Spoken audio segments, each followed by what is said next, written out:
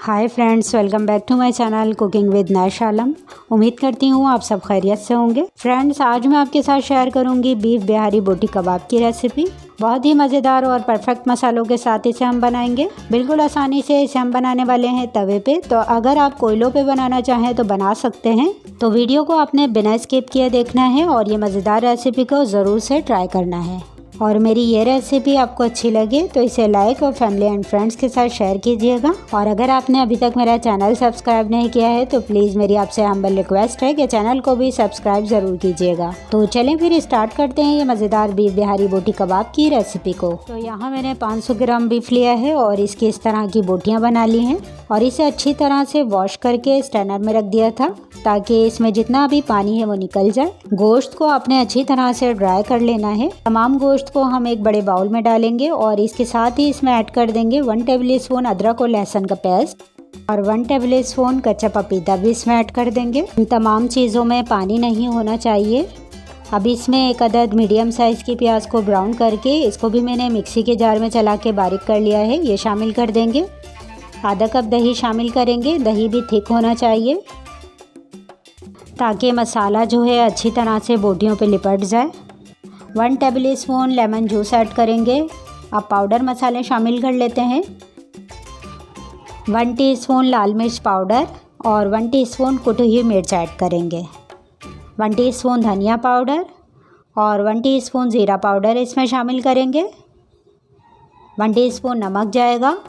Half tea spoon हल्दी powder और half tea spoon जायफल और जवैत्री का पाउडर भी ऐड कर देंगे और इन मसालों को अच्छी तरह इसमें मिक्स कर देंगे।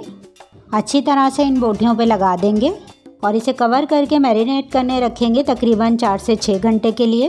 तो जितनी ज़्यादा देर आप इसे मैरिनेट करेंगे तो पकने में ज़्यादा टाइम नहीं लगेगा, क्योंकि मसाला और बाकी के इंग्रेडिएंट्स जो हमने इसमें डाले हैं वो अंदर तक इसे गला देते हैं। और अगर आपको दूसरे दिन बनानी है तो आप इसे ओवरनाइट भी मैरिनेट कर सकते हैं फ्रिज में। और मसाला इस पे लगा देने के बाद 2 टेबल स्पून सरसों का तेल इसमें डालेंगे।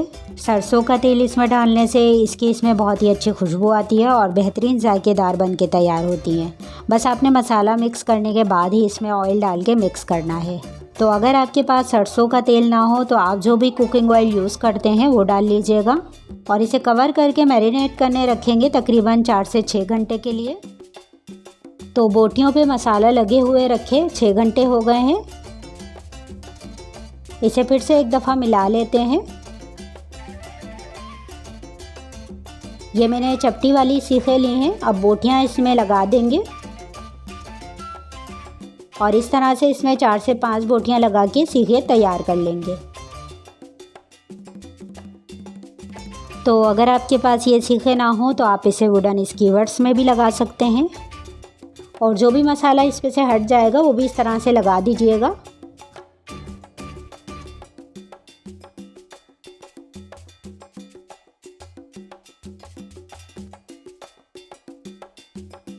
तो सीखें हमारी तैयार हैं। इसे अब हम फ्राई करते हैं। मैंने यहाँ नॉन स्टिक पैन लिया है।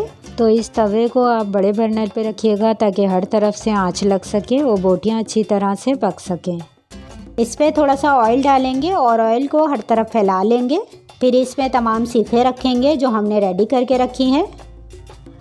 पैन को मीडियम फ्लेम पे गरम कर लेंगे। फिर सीखें रखने के बाद फ्लेम को मीडियम टू लो कर देंगे और इन्हें पकने देंगे 6 से 8 मिनट के लिए। और तकरीबन 7-8 मिनट पकने के बाद इसकी साइड को चेंज करेंगे और इस तरफ से भी तकरीबन 6-8 मिनट पकने देंगे। और आप देखेंगे कि कबाब पकते हुए थोड़ा सा ये पानी भी रिलीज़ करेंगे। ये इसी पानी में पकते हुए गल जाएंगे। हर 6 से 7 मिनट बाद कबाब की साइड को चेंज करना है और जब कबाब पक के तैयार होने लगेंगे तो इसकी बोटियों पे इस तरह से थोड़ा सा सरसों का तेल लगाएंगे और इनकी साइड्स को चेंज करते हुए मैंने इन्हें तकरीबन 20 से 25 मिनट तक कुक कर लिया है।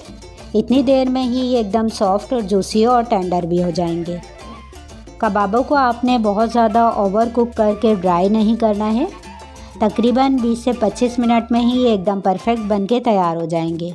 और देखें बोटियां पक के रेडी हैं। मैंने आंच पे हल्का सा सेक लिया ताकि इस पे इस तरह के ग्रिल मार्क्स भी आ जाएं। तो लीजिए, ये हमारे आज बहुत ही मज़ेदार बीफ बिहारी बोटी कबाब की रेसिपी तैयार है। इसे आप सैलेड और रायते के साथ सर्व करेंगे तो यकीनन सभी को बहुत पसंद आएंगे। आप लोगों ने भी इस कबाब की रेसिपी को ज़रूर ट्राई करना है और मुझे कमेंट्स करके ज़रूर बताइएगा कि आप लोगों को मेरी ये रेसिपी कैसी लगी। मुझे इजाज़त दें, हम फिर मिलेंगे नेक्स्ट वीडियो में एक और मज़ेदार सी रेसिपी के साथ। अपना ख्याल रखिएगा। अल्लाह हाफ़िज़।